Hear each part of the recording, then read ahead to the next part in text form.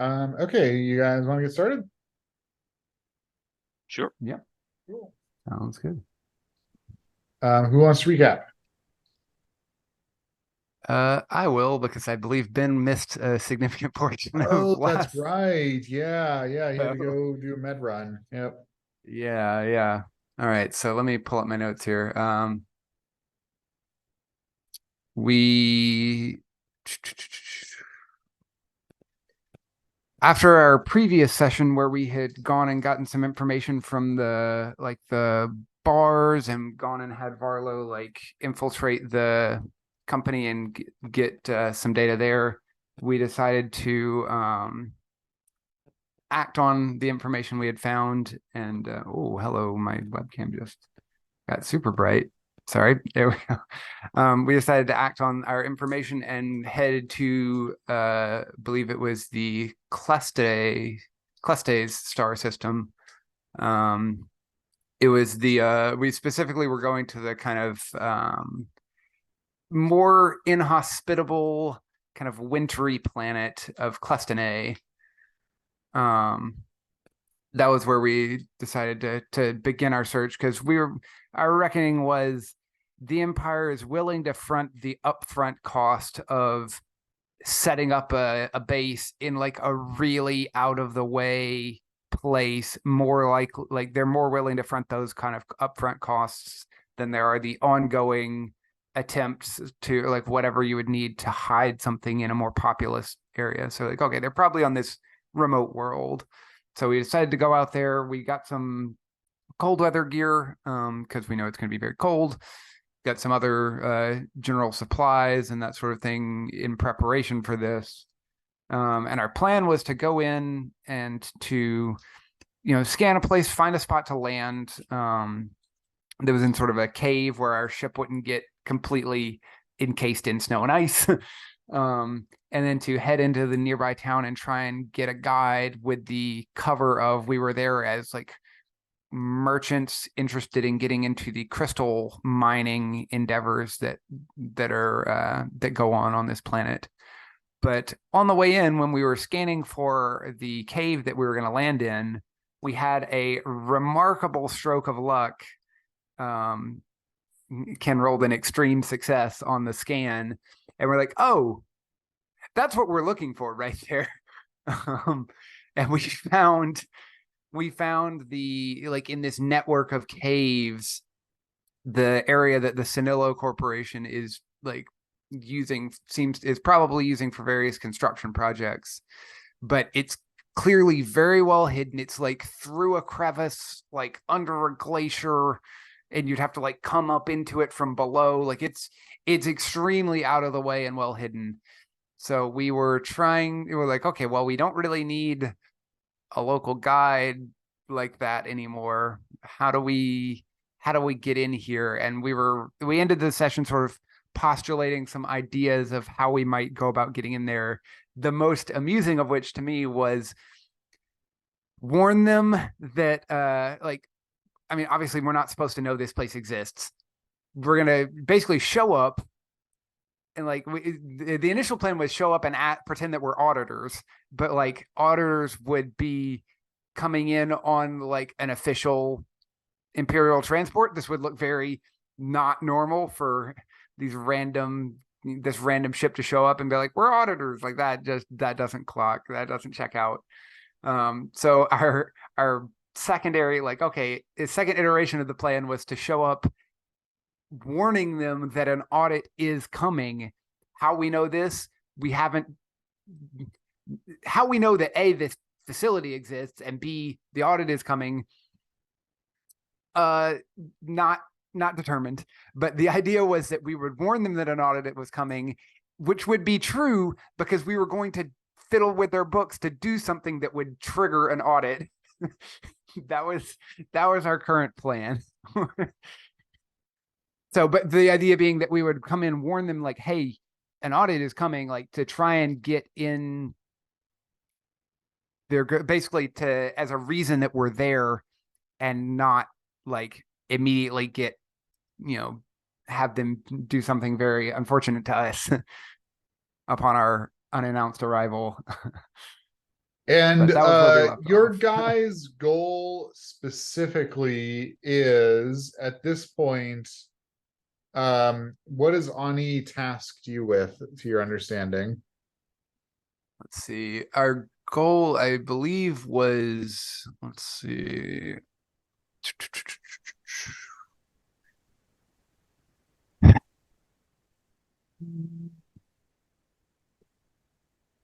To follow the trail of money that Christand has discovered. Okay.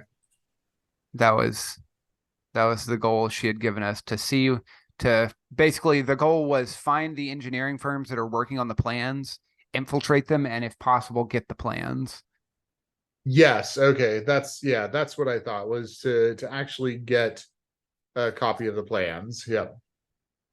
Yeah, so the goal is to, by following the money, to make our way to the corporations that were working on this project, and Right. then through some manner of infiltration, acquire the plans that they were working on. Yep. Okay, So cool. that was our sort of way in the door idea, was the warning of an upcoming audit. Yep. We don't necessarily know how we haven't really hashed out how to explain why we know that, or why we know this place exists. But yeah, that's where we are right now. Cool. Um, okay, great, love it. Yeah, so you guys are on Crestone. I kind of imagine the Tranquility at this point is just kind of, doing a low altitude, sort of cruising around as you guys are discussing plans. Yeah, Troy and Bartleby are there as well. Bartleby doesn't have a whole lot to contribute to planning sorts of things. He's mostly about the flying and programming the jumps and hyperspace jumps and whatnot. But yeah, so physically where it is, which is important. You know how to get there. So now it's just getting there and what your cover story is, et cetera, et cetera. I don't think that you have a very clear idea of what they're doing there, though. We Just don't. know that the Sonoma Corporation's building something. Yeah, they're building something, and it is the facility. We know that the facility under there is massive, like Yes. on the scale of the giant prison colony on Narkina 5, like Uh-huh. that level Yep. of massive. Yep. Exactly. Um, and also that it's plausible that the locals are not aware, because this is so incredibly hidden. Yep. Like, they've gone to such lengths to hide it that it's plausible that even the locals in the relatively nearby mountaintops don't Right. know. Also, Ben, Yep. I don't know if you were here when we were describing the planet. It's basically covered in ice, but the only, it's like ice and glaciers, and the only real solid land masses are the equivalent of the mountaintops that rise above the layer of ice. And the only like liquid water would be down at like thermal vents down far below the surface of the ice. Yep. Okay, yeah, so you guys know, what you have to do. The question is how to do it. Indeed, indeed. So, hmm. Kristan, do you think if we were able to get in, how what do we need to get you? What sort of access do we need to get you in order to get what we need out of here? We're looking for plans. Obviously, that's not going to be just found anywhere. What sort of access are you going to need? Uh,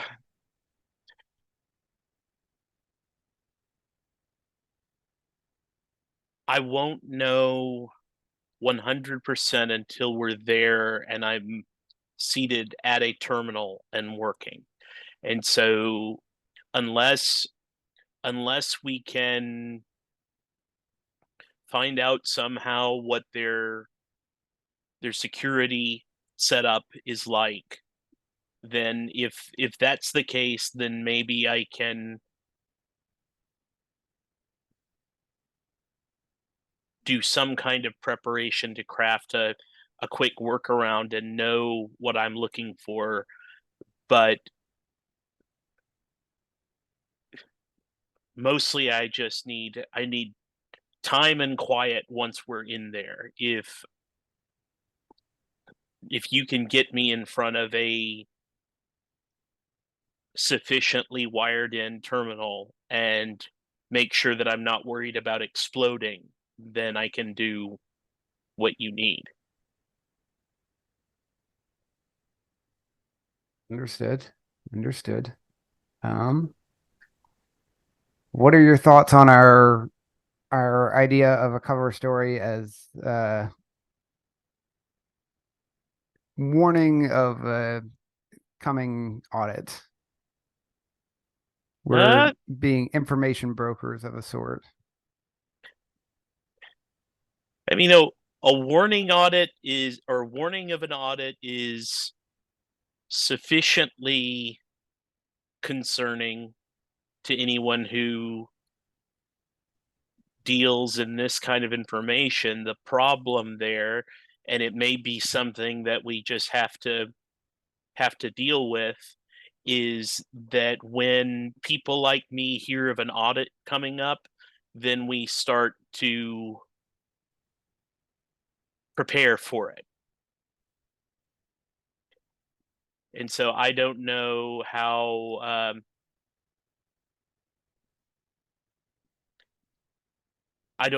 well that they can pull up the audits that are upcoming and either confirm or refute what it is we're trying to say. I mean, I believe we were trying to warn them of a surprise audit that we somehow have advance notice of. Yeah, I guess it just depends on how paranoid they are and how paranoid the idea of a surprise audit makes them. That's true. And if they're running a tight ship and it's nothing of concern, then they may just shrug. They might, but they may do basic due diligence, and so it might behoove us to create a semi-innocuous calendar entry that could stand in for that. And so like some kind of this unannounced this minor visit that is planned is in fact actually an audit. Yes. This thing you have on your calendar that's supposed to be this is actually that, something of that nature. Yeah, that's what I'm thinking of.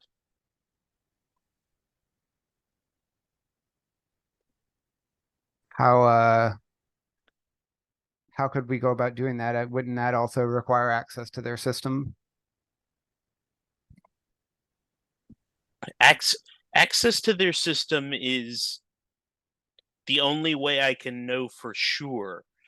But at this point, I think giving them this innocuous looking item on the event calendar that they could conceivably see as, I mean, if they're paranoid enough, they'll say this is the potential issue. Then yeah, I mean that's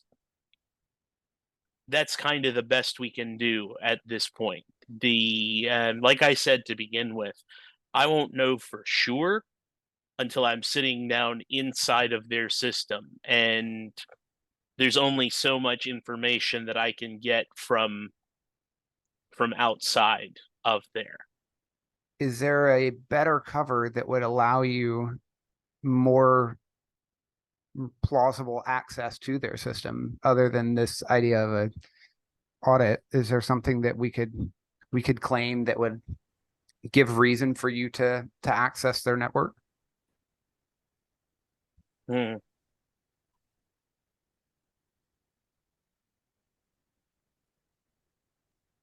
Something that we could claim in Barlow, our ship. You're aware that a facility of this size certainly has also multiple exterior access points. Mm-hmm. In terms of getting illicit ingress to the facility. That's not something that you do a lot of in your day-to-day life, but you do have some, skills and understanding of that. And yeah, a facility this big definitely has other ways to physically get inside. Of course, once you're in there, Sure. Given our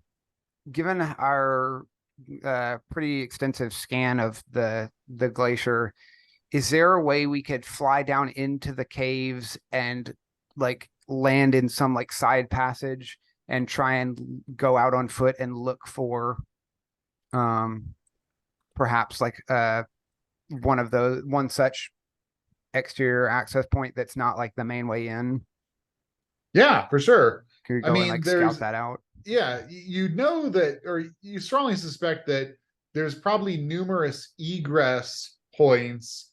In terms of ingress, there's probably just the main ones that are like close to the top of the mountain, basically, that are used for official business. But in terms of egress points, there's probably multiple. So it'd just be a question of like, can you break into one of those, basically? Yeah, go and like bust an event somewhere Right. type. Yep. So yeah, you guys could definitely check that out if that's something that you want to do. I think something like that would be worthwhile. If nothing else, do we still have the little camera droid that Kristan secured for our backup plan on Narkina 5 that we never used?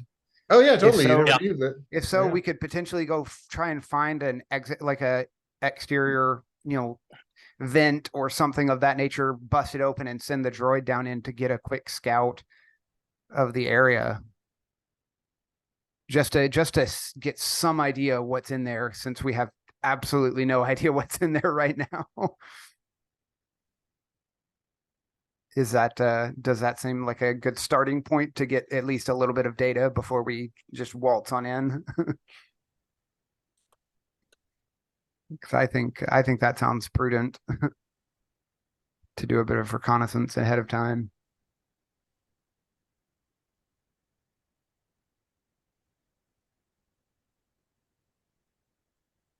Yeah, if you guys want to take the Tranquility down, among those crevasses, like you said, kind of land it a little bit of ways from the facility and then hoof it in, you can certainly do that.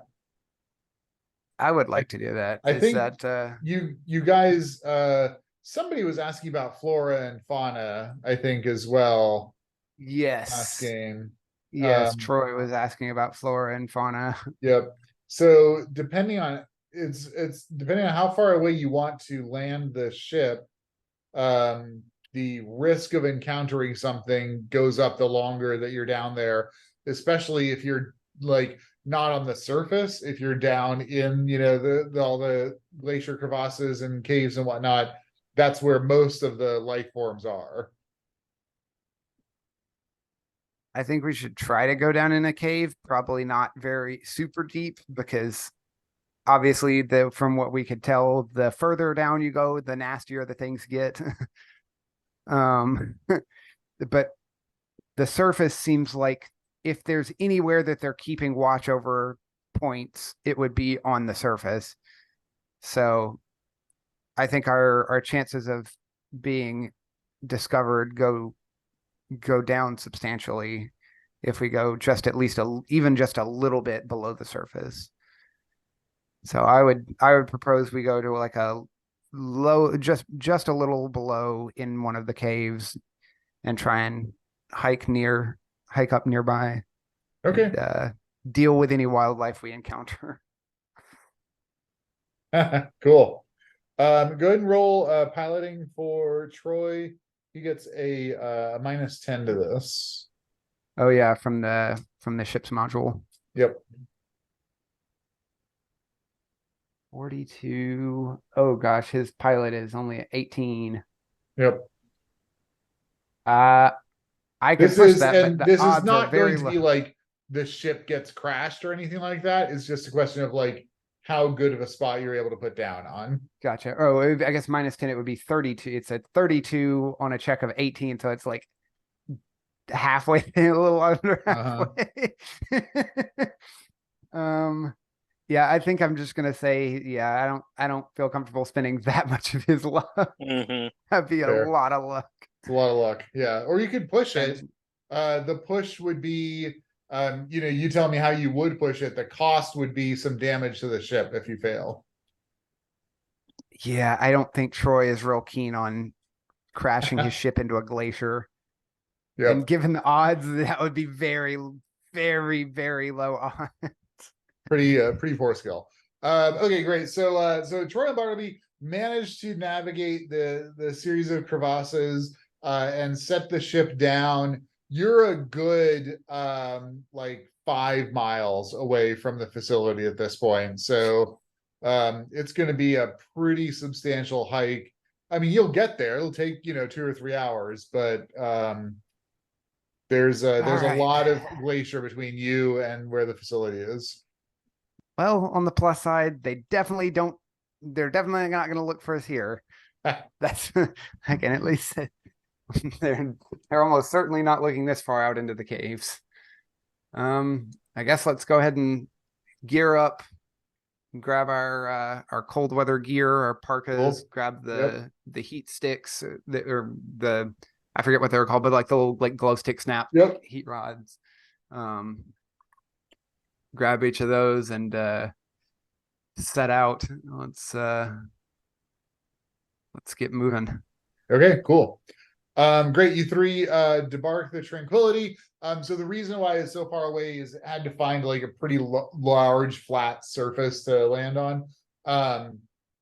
So you looking up, you know, you can see all the way up this like 300 or 400 meter crevasse that you've kind of maneuvered down into. It extends, we'll call it northwards, in the direction of the facility. You know that it's this crevasse does not go very far. It goes maybe like a quarter mile or a half mile, and then you're going to need to like kind of maneuver over to other passageways down here. Can we go ahead and take out our basically ship tarp thing? I forget what it's called.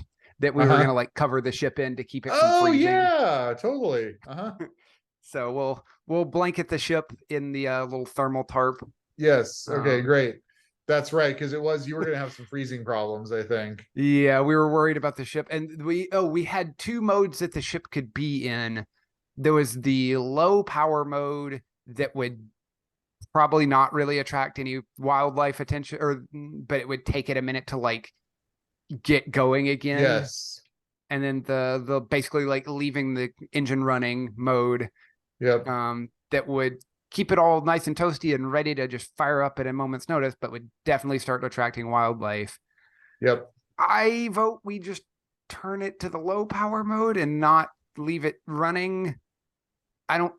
If we're in a situation here where we need to like get in and scram, we've got larger problems. I think it's more worthwhile to not come back and find the ship, you know, mauled by wild animals. Yeah. So, ship or us mauled by wild. I'm against that. I'm against it. Yeah. So I'll turn that. I say Troy. I guess Troy will set the ship's power to the lower mode where it's not going to draw attention. Okay. And we're covering it in the thermal blanket, so hopefully we're not gone long enough that any substantial problems occur. Cool. Kristan, just before we get, you know, out of here, do you have a weapon of any variety to defend yourself if we do come across hostile wildlife? I've got this flare gun and a bunch of cold weather clothing. I can throw it over whatever's attacking me. You can't bite through a big jacket. You ever tried? It doesn't work. I pull out like a vibro blade, like a little small, basically like the equivalent of like a hunting, like about like a hunting knife or something, and give it to Kristan. I'm like, I'm not giving him one of my blasters. I'm keeping my blasters, but I'll give him like the equivalent of like a large kitchen knife, essentially, like a hunting knife. And what do I do with it? If you squeeze the handle right here, that's how you turn it on.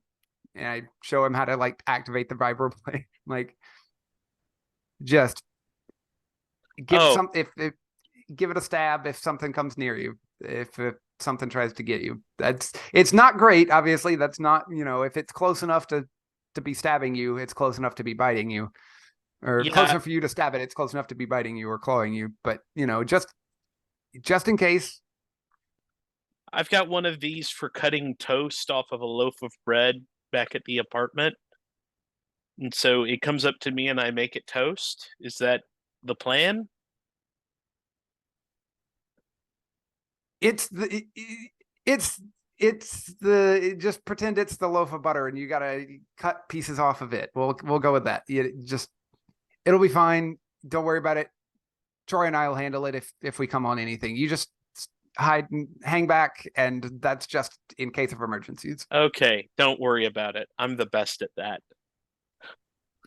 We'll be fine. Don't worry. Okay. You just how about this? While we're keeping track of that, you can help Troy make sure we don't get lost. Because we need to find our way back through these caves back to our ship. Troy's got a small amount of survival skill. Yep. Specifically in quote the worst places. Could we qualify this as one such place?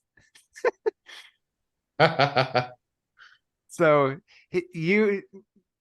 Kristan and Troy can be trying to like map out where we're going through the caves as we're going there. Cool. Yeah, go ahead and review just in case. Survival with advantage.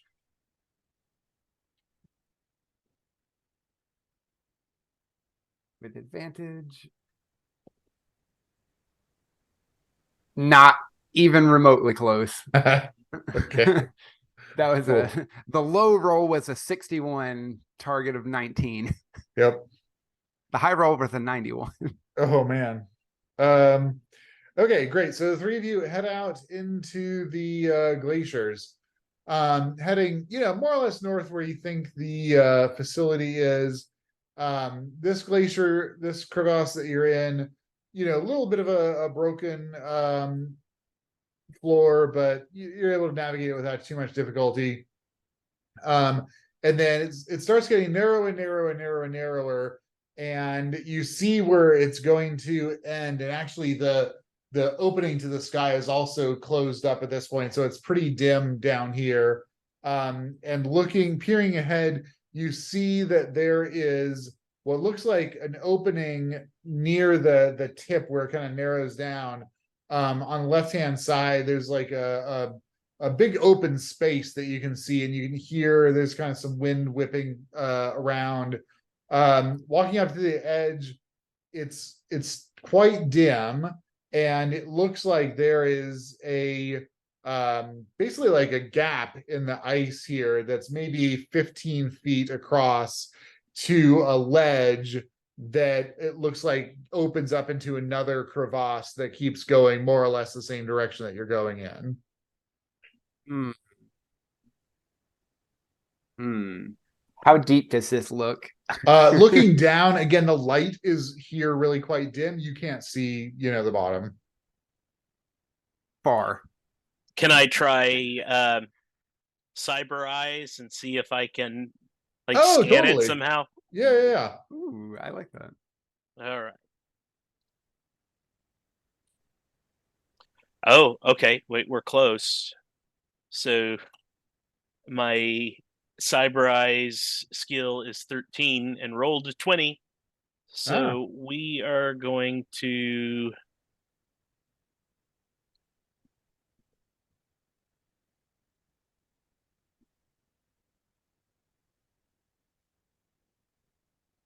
use. Spend 8 points of luck, 7. or 7 points. Well, of I luck. mean, 7 will get me to Yep. my success.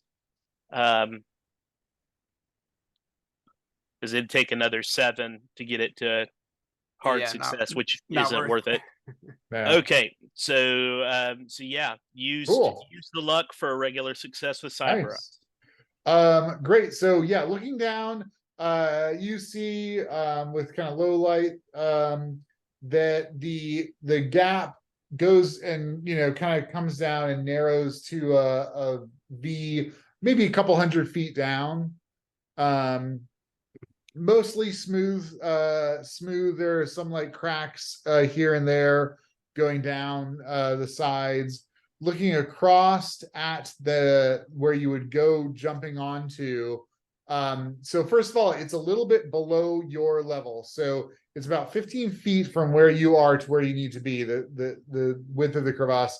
And then there's a little bit of a step, maybe about a 5-foot step where it's lower than where you are now.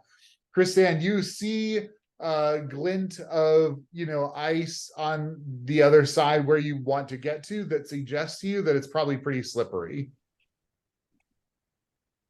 Okay, so I relay all of this information to the two of them and remark several times on how handy the whole cyber ice thing was, and how I just used it to see. I didn't use any of the features before because I'd be afraid that they'd mess up and blue screen of death and make me blind.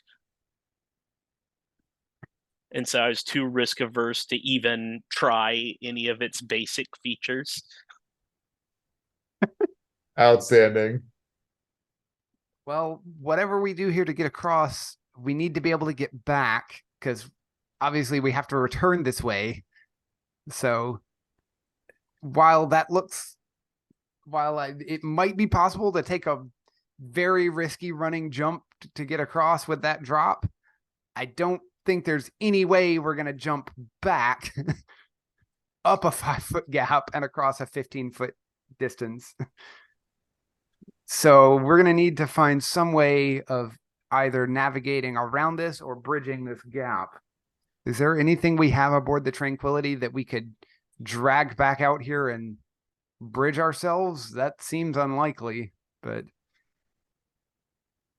yeah, I don't think you guys have anything like a long ladder or anything like along those lines. Could we notch handholds and go, like, how plausible would it be to like cut a handhold path around the side rather than trying to jump across? Or is this like a wide crevasse? Oh, interesting. No, the crack to the right and the left looks like it doesn't go super far. Christan, looking with your eyes, looks like it's probably like 150 feet in either direction, which is a lot to carve handholds into. Yes.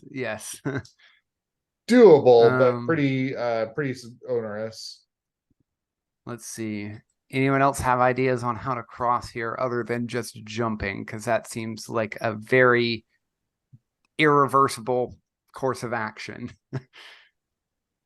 I think Troy would say, I can toss folks along across that distance. Oh, right. Yeah, you guys remember he kind of like he caught picked up Christan, yeah, and saved him from falling down the mountainside on Nikita 5. Barlow's question to Troy would be, could he do that for himself? Could Troy do that for himself? Like, could he get himself across? Yeah, I reckon. It's tricksy, but I can do it. I mean, if he tosses me with rope, I could hold rope. Do we have some rope we could tie? Can we if we have some kind of if it's not on your cord? character sheet, I don't think anybody has rope. You say, could that have been part of our gearing up with survival supplies in our preparation? Even if it's like, all right, we have to hike back to the ship and get the rope. Right. Or would something like that, could we go like hike however far it is back to the ship to go retrieve something? Yeah. That would make it plausible. Because I'm just thinking any kind of safety net if we miss this check, like that we don't just plummet 100 and 200 feet to the bottom. Right. Yeah, I think I'd say you definitely have some basic safety rope sort of gear stuff associated with your cold weather outfits. Okay, so we can tie. I would at least like to tie off whoever's getting launched so that we can try to not have them go sailing into the void if they don't make their jump. That would be my preference. Granted, I don't want it to end up that they miss and yank 2 people into the void. So we definitely need to brace that somehow. Who wants to go first? I'll go if first. Nobody volunteers, I can do it. I'll volunteer. I'd rather jump and die than have to watch you two jump and die and still jump and die. If we get that. And so if I die, then it just happens and I won't be worried about it. If you die, then I have an anxiety attack and still die. I can't argue with that reasoning. So let's get you strapped in here. I guess are we tying you to me, or what's the plan? Or where are we tying you to like do we have like an anchor point we could tie you to? I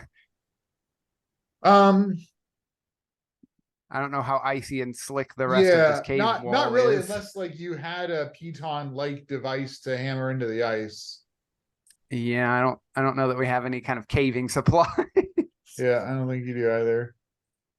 All right.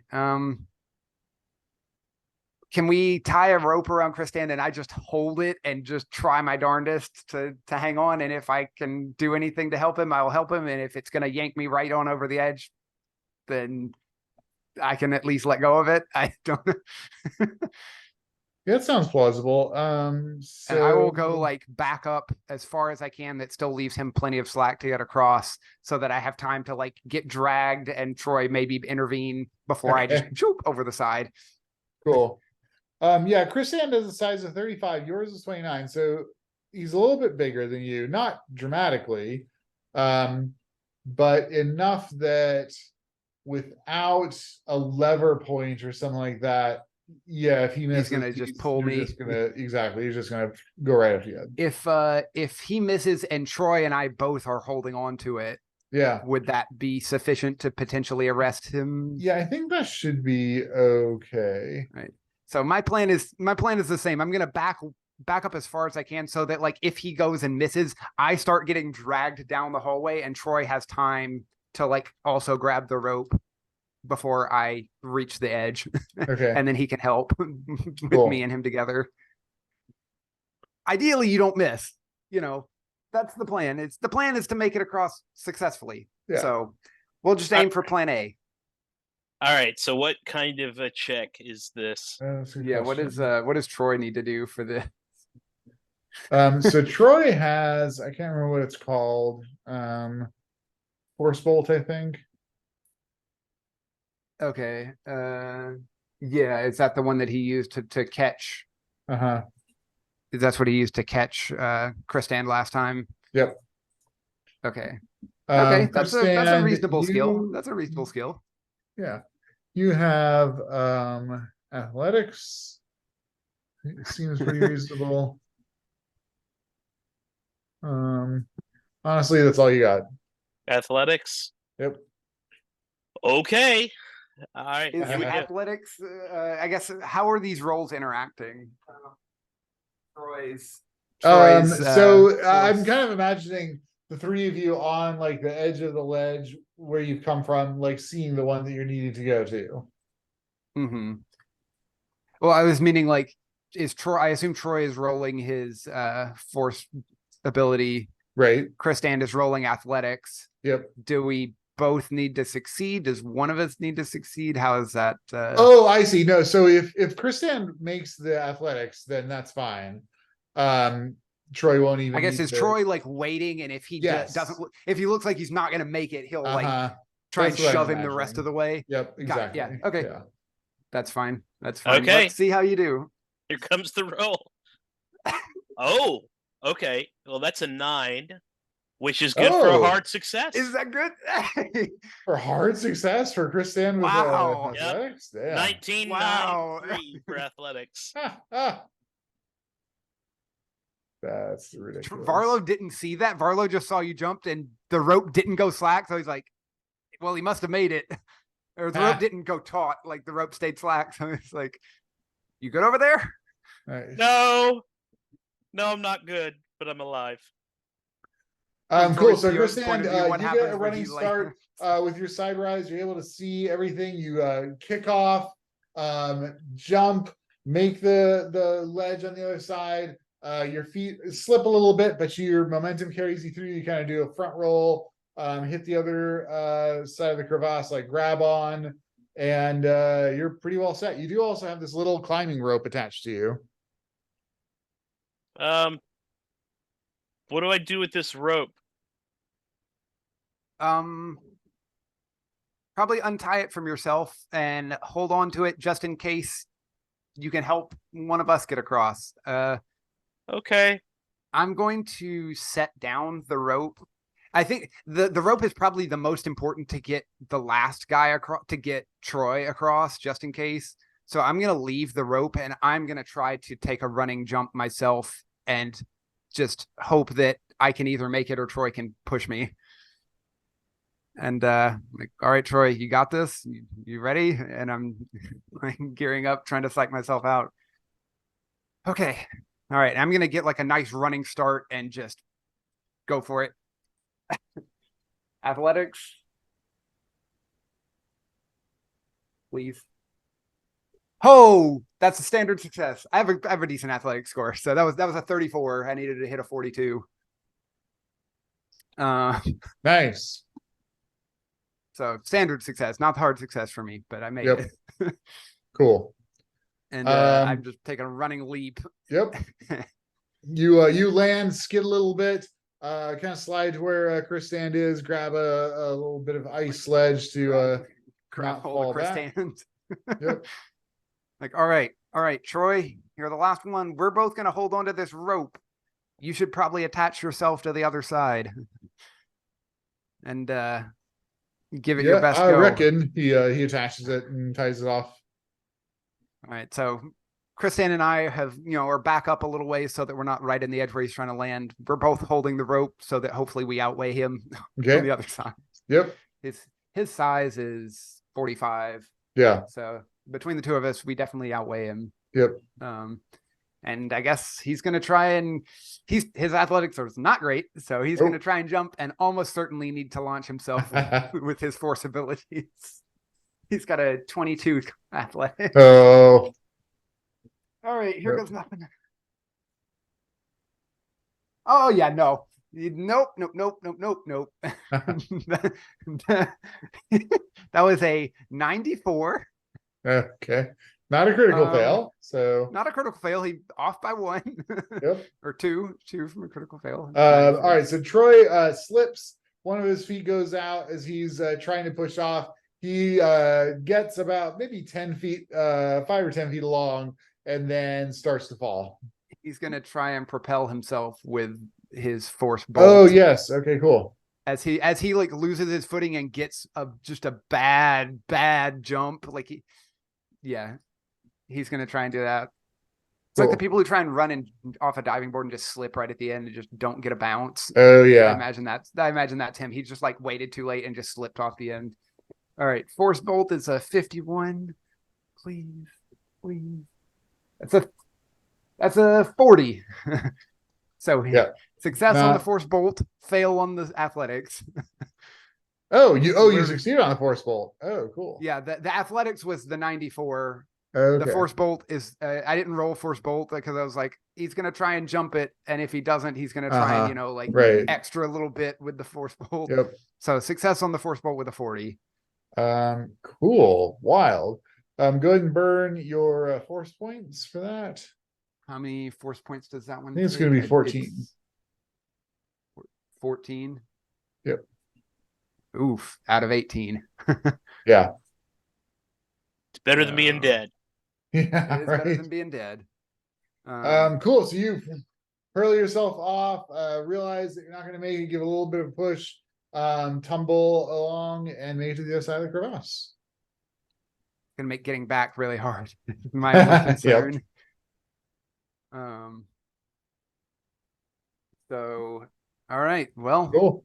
we're all here. Let's pack the you rope back you up can and carry keep along, moving. carry along this way, more or less in northerly direction. It is now basically pitch black. Do we have any sort of this light tunnel that you're sources following we has can- no opening to the outside. Do we have any sort of like glow rods or flashlight-esque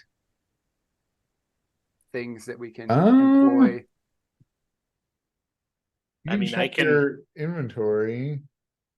I can use my I don't cyber eyes have again. I don't really Yeah. have an inventory on this character sheet, so I don't know. Because I know that at least droid eyes in the films can light up. Mhm. Oh, the sort of like eyes as flashlights. Yeah. Yep. Yeah, you can definitely light enough that you're not stumbling over your own feet. It's not actually, bright by any means. Yeah, cool. And because it's Um, coming from my eyes, it probably won't harm my Yep. own vision. Yep. And so we do it sort of chain style, Cool. grab onto your buddy. Nice. Nice. Yeah, I'm Cool. thinking the thing I was thinking of is something like some Star Wars stuff. They'll have like essentially like giant glow sticks that it's not exactly like a pointed flashlight beam, but it'll at least light like your immediate area. Right. Yeah. Do you think it would be reasonable for us to have something like that? Because again, I don't have like an inventory on my sheet. Yeah, if it's not on your character sheet, then I'm gonna say no. Because I try to be pretty generous with stuff. Fair enough. Okay, so yeah, you're able to follow Kristan's little bit of glow from his eyes, and head north.